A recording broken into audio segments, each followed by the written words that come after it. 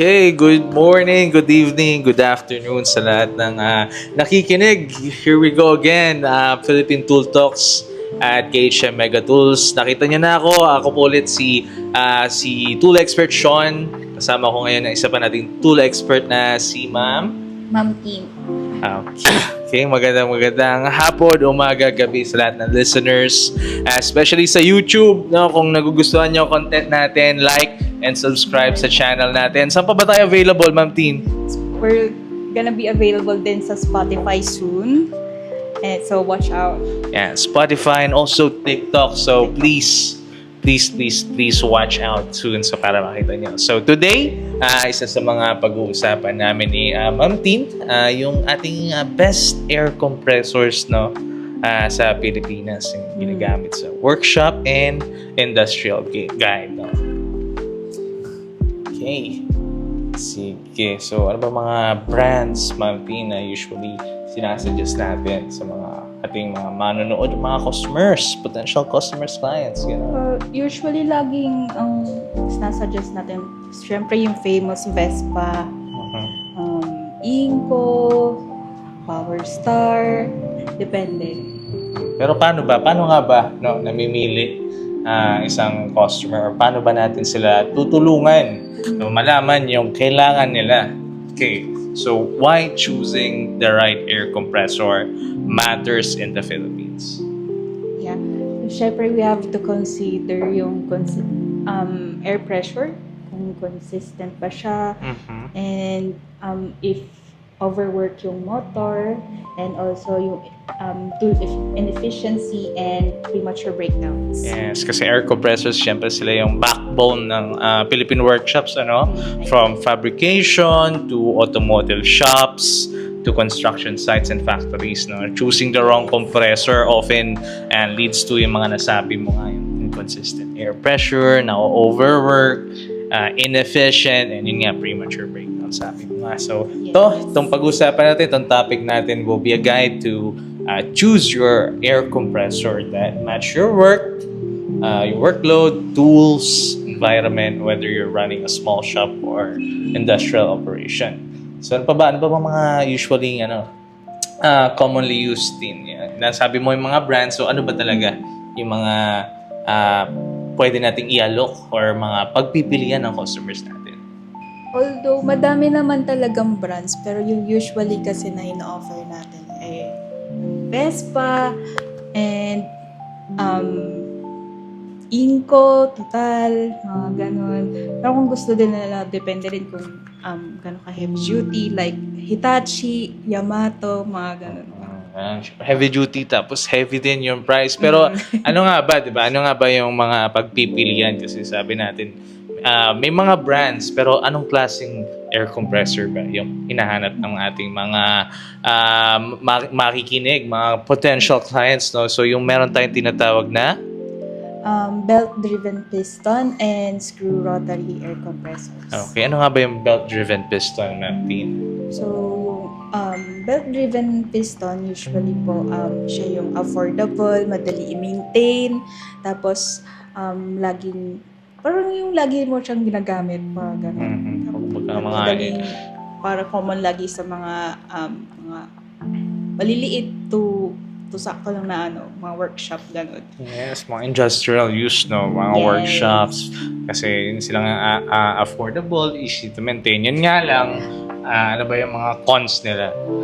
Siyempre, medyo maingay nga lang. Tapos limited lang din yung duty cycle niya. So, need pa din ng pahinga kahit pa paano.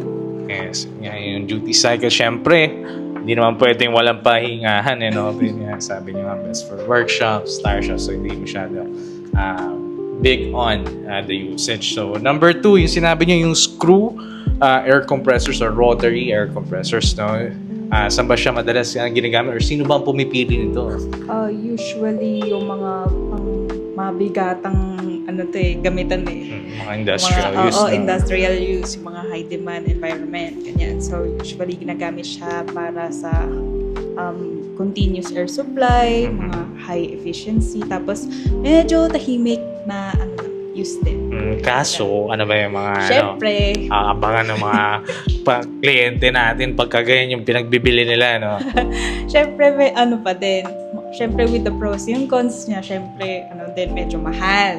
Tapos syempre required din na ano yung installation niya, yung maayos na ano, with proper installation para din ma-maintain siya. Yes, tama ang institution. Syempre, if we're gonna talk about the cost, it's gonna be an absolute investment, di ba? Mas mahal, pero mas matibay at hindi papalya pag kailangan mo, no? Okay, sino nga ba ulit yung mga gumagamit ng mga ganitong klaseng air compressors?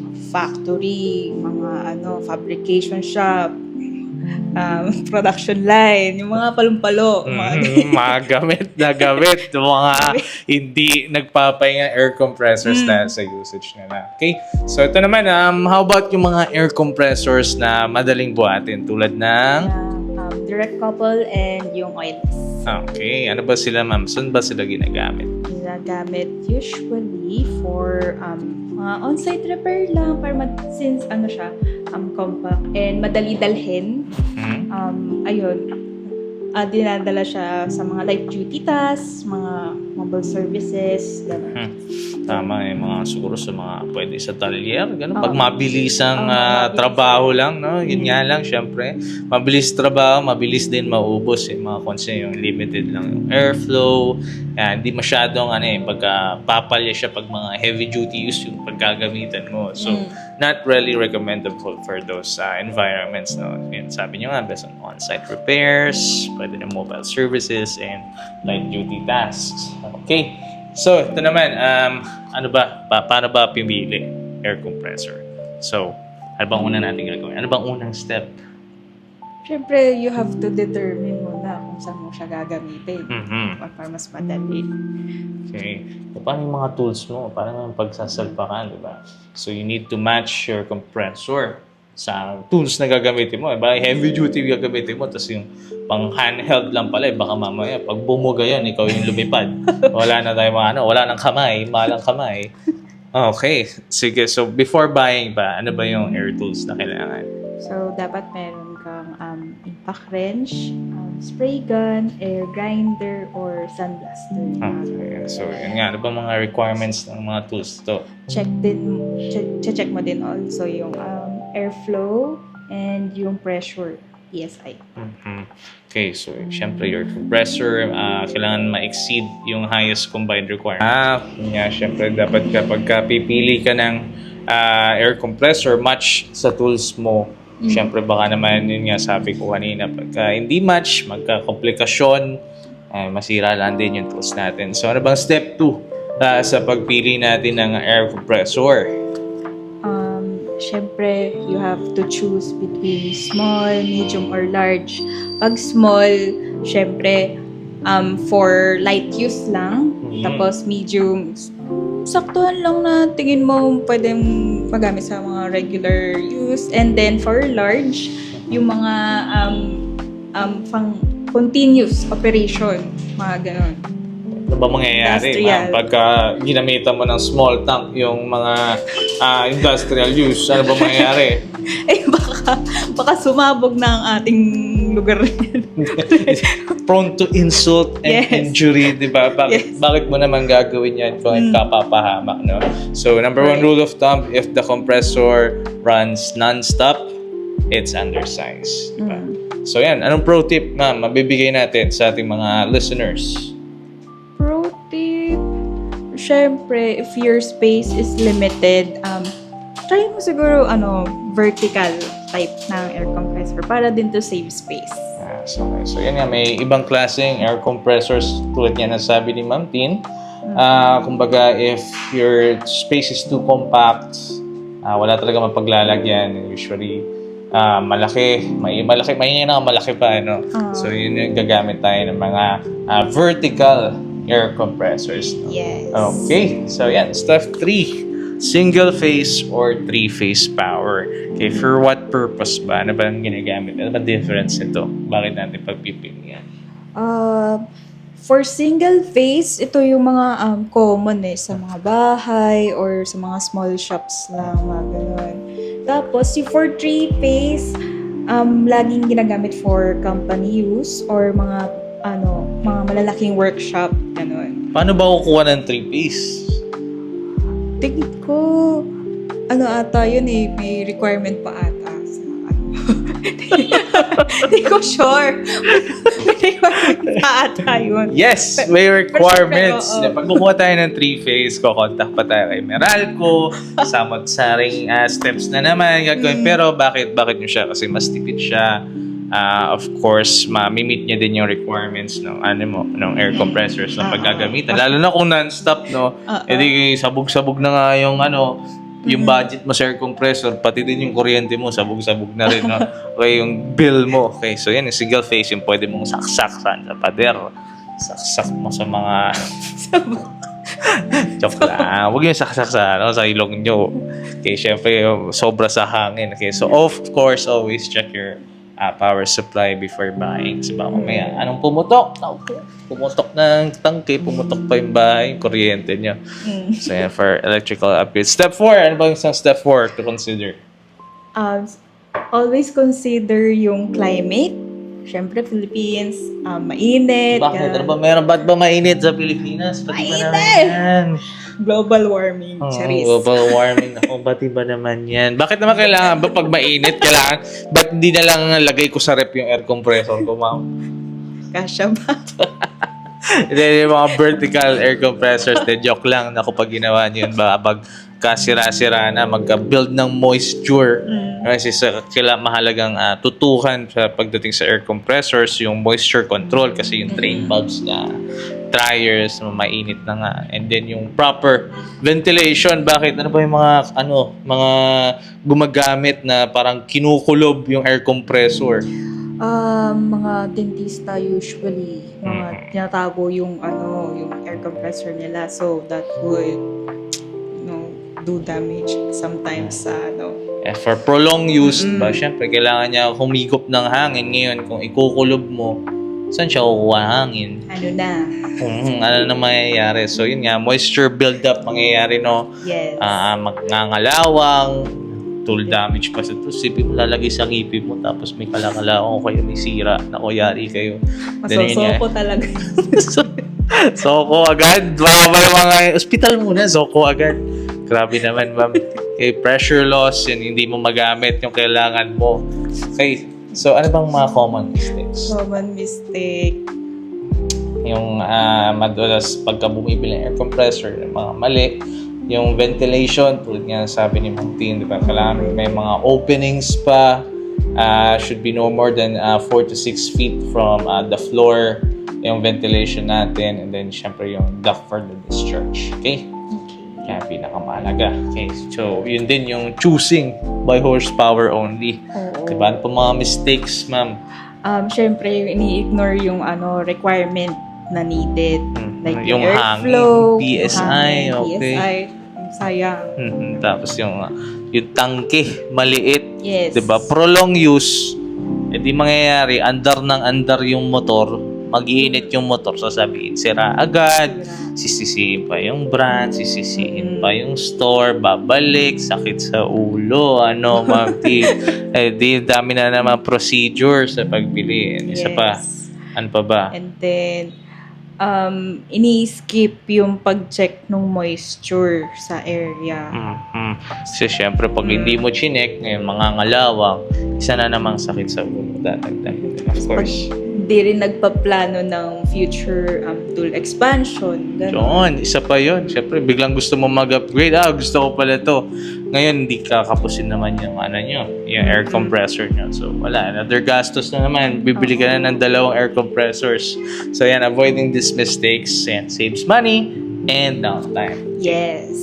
Sige, ano ba mga common tanong ng mga listeners natin? So, sa mga common tanong nila, Ma'am Tin, what size air compressor is best for a workshop? Yung mga Best for a small workshop. workshops natin. Okay. Syempre, ano lang, around 100 liters to 200 liters na piston compressor. Depende pa rin sa tool usage. Syempre, depende pa rin sa gamit. Baka mamaya naman, small workshop, pero kung talagang malakas kayo, Ayan. baka walang pahingahan, di kayo na. Diba? Siyempre, invest pa rin sa unit, diba? Okay. Yes. So, ito pa, is a screw compressor worth it? Worth it ba siya, Ma'am Dean? Syempre naman, if kailangan pa rin talaga ng continuous gamitin ng air supply and Air supply? Parang kilala ko yun, yung yung ba yung ano? Yung ano ba, bigyan mo ako ng lyric, Ma'am. Alam ko yan. Dead. Lang ako, dead. Sample lang ito naman. Sige. So, syempre, air supply for intermittent use. Piston compressors are most cost-effective. Diba? Bakit? Syempre. Pag may investment, sana may balik. No? yes. Okay. So, another question. Why does my compressor overheat? Bakit daw nag-init? Ano ba? Bakit nga ba, Ma'am? Ayun nga, pag tuloy-tuloy yung gamit, tapos 'di ba, pag hindi swak yung size ng air compressor na ginagamit, syempre, mag-iinit. Diba? May mismatch sa Yes, use. sa cycle. Tapos, magtataka lang, ba't mainit? Diba? Hindi pa nagpapahinga. 2 oras ko lang ginamit, bakit mainit? Tapos, bibili nyo yung mga low-end brands natin or yung mga light-duty brands natin. So, yun. Of course, merong cost, merong effect. Yes. Okay. So, yan. Final thoughts, Ma'am Tin, when buying an air compressors na sana mag-grow kasama yung tindahan nyo, syempre. Ano ba yung mga final thoughts natin? So, you have to meet your current air demand. And then, you also need to consider, syempre, yung Philippine conditions, like init, and then yung space mo din. For future expansion nyo din, you have to consider that as well. Yes, syempre. The best air compressor is not the cheapest. Not usually the cheapest. It's those categories, yung air demand, sabi nga yung Philippine conditions, lalo na pag tag-init, expect nyo. And then yun nga yung, syempre, pag nag-grow ang business, bakit hindi mag-i-invest? No? Sayang naman. Yes. Ma-stay put kayo doon. Baka mamaya, ay, ang tagal dyan. Lipat na lang ako sa ibang workshop, sa ibang atelier. Nako. So, nadamay pa yung business nyo. So, of course, a properly sized compressor. Anong in-improve niya ba? Pagka na-meet mo yung mga requirements, Ma'am? Na-improve niya yung... Syempre, yung productivity nyo, yung pag-protect din ng tools, and then yung operating cost mo din, mababawasan. Yes. Sino bang di gusto Yes. na makatipid? 'Di ba? Yung mga expenses nyo mababawasan kahit pa paano. And yun nga, yung returns sa investment nyo. Okay, this has been a good episode of Tool Talks. Sinulit ko, abangan nyo kami sa YouTube, no? Yan, TikTok, like and subscribe. Spotify. Okay. Madalas ka ba nakikinig sa Spotify? Yes. Okay. Ano bang always. podcast ang favorite mo, Ma'am Tin? Dog show di. Bakit dapat KM, HM, oh. yung Philippine Tool Talks? Yes. Nako. Yun din. Philippine Tool Talks. Okay, Yes. dalawa na sila. Dalawa na. At least nadagdagan. Pantay na. Okay, maraming salamat sa ating mga listeners. Again, good morning, good afternoon, and good evening. This has been Tools Expert Sean and Tool Expert. Tin. And thank you so much sa listeners. Bye-bye. Okay, Lois.